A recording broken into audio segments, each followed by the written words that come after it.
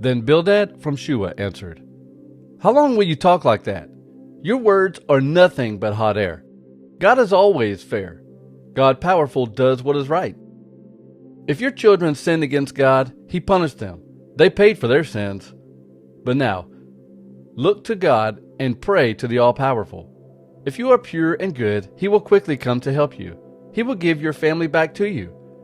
Then you will have a lot more than you had in the beginning. Ask those who are now old. Find out what their ancestors learned. It seems as though we were born yesterday. We are too young to know anything. Our days on earth are very short, like a shadow. Maybe the old people can tell you something. Maybe they will teach you what they learned. Can papyrus grow tall on a dry land? Can reeds grow without water? No. They will dry up before harvest. They will be too small to cut and use. People who forget God are like that. Those who oppose Him have no hope. They have put their trust in something weak. It is like a spider's web. When they lean against it, it will break.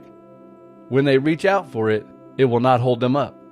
Such people are like a vine that gets plenty of water and sunshine, and its branches spread throughout the garden. Its roots spread among the rocks, searching for good soil. But if you move it, it will die, and no one can tell it was ever there. Everything might have been going well, but another vine will take its place. God does not support evil people, and He does not abandon the innocent. So perhaps you might laugh again. Maybe shouts of joy will come from your lips. Maybe your enemies will be humiliated and the homes of the wicked destroyed. Then Job answered, "Of course, I know that is true. But how can a human being win an argument with God? Anyone who chose to argue with Him cannot answer one question in 1,000. God is so wise and powerful that no one could oppose Him and survive. When God is angry, He moves mountains before they know what happened. He can shake the earth, and it will tremble down to its foundations. With one command, He can stop the sun from rising. He can lock up the stars and keep them from shining. He alone made the skies, and He walks on the ocean waves. God made the Bear, Orion, and the Pleiades. He made the planets that cross the southern sky. He does things too marvelous for people to understand. He does too many miracles to count.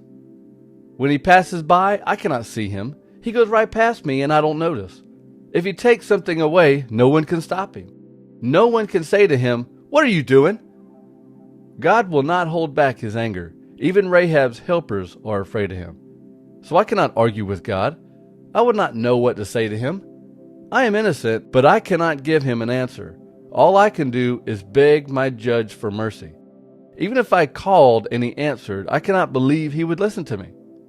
He would just send storms to crush me. He would give me more wounds for no reason. He would not let me catch my breath again. He would just give me more trouble. I cannot defeat God. He is too powerful. I cannot take Him to court for justice. Who could force Him to come? I am innocent, but anything I say makes me seem guilty. I am innocent, but if I speak, my mouth proves me wrong. I am innocent, but I don't know what to think. I hate my own life. So I say, does it make any difference? God destroys the innocent as well as the guilty. Is it God who laughs when a disaster kills innocent people? Is it God who keeps the leaders from seeing when an evil person takes control? If it is not God, then who is it? My days are passing faster than a runner. They are flying by without any joy. They go by as quickly as papyrus boats, as fast as an eagle swooping down on its prey. I could say, I will not complain. I will forget my pain and put a smile on my face, but the suffering still frightens me. I know that God will not see me as innocent. I will be found guilty, so why should I even think about it? Even if I scrubbed my hands with soap and washed myself whiter than snow, God would still push me into the slime pit, and even my clothes would hate to touch me. God is not a human like me, so I cannot argue with Him. I cannot take Him to court. I wish there were someone who could listen to both sides, someone to judge both of us in a fair way. I wish someone could take away the threat of God's punishment. Then He would not frighten me anymore. Then I could say what I want without being afraid of Him. But I cannot do that now.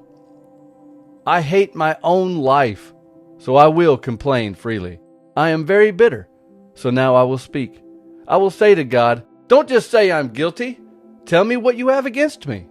Do you enjoy hurting me? Do you enjoy ignoring me while smiling at what evil people say? Do you have human eyes? Do you see things the way people do? Is your life as short as ours? Is your life as short as a man's life? You look for my wrong and search for my sin. You know I am innocent, but no one can save me from your power. Your hands made me and shaped my body, but now they are closing around me and squeezing me to death. Remember, you molded me like clay. Will you turn me into clay again? You poured me out like milk.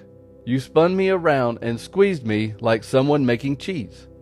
You put me together with bones and muscles, and then you clothed me with skin and flesh. You gave me life and were very kind to me. You cared for me and watched over my spirit. But this is what you hid in your heart. Now I know what you were planning for me.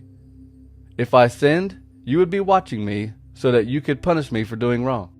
If I sin, I am guilty and should be cursed. But even when I am innocent, I cannot lift up my head. I am so ashamed because of all the troubles I have. If I have any success and feel proud, you hunt me down like a lion and show your power over me. You bring witness after witness to prove that I am wrong. Again and again you show your anger as you send army after army against me. So why did you let me be born? I wish I had died before anyone saw me. I wish I had never lived. I wish they had carried me from my mother's womb straight to the grave. My life is almost finished, so leave me alone. Let me enjoy the little time I have left. I am going soon to the land of no return, the place of death and darkness, that land of darkest night, of shadows and confusion, where even the light is darkness.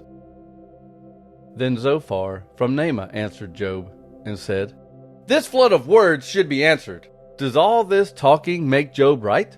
Do you think we don't have an answer for you? Do you think no one will warn you when you laugh at God? You say to God, my arguments are right, and you can see that I'm pure.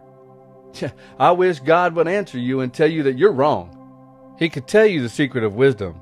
He would tell you that every story has two sides. You can be sure of this. God is not punishing you as much as he should. Do you think you really understand God? Do you completely understand God all-powerful? That knowledge is higher than the heavens and deeper than the place of death. So what can you do? How can you learn it all? It is greater than the earth and bigger than the seas. If God decides to arrest you and take you to court, no one can stop him. God knows who is worthless. When he sees evil, he remembers it. A wild donkey cannot give birth to a man, and a stupid person will never become wise. Prepare your heart to serve only God. Lift your arms and pray to him. Put away the sin that you still hold on to. Don't keep evil in your tent. If you will do that, you could look to God without shame. You could stand strong and not be afraid. Then you can forget your troubles, like water that has already passed by. Your life will be brighter than the sunshine at noon. Life's darkest hours will shine like the morning sun. You will feel safe because there is hope. God will protect you and give you rest. You will lie down without fear of anyone. Many people will come to you for help. Evil people might look for help, but they will not escape their troubles. Their hope leads only to death.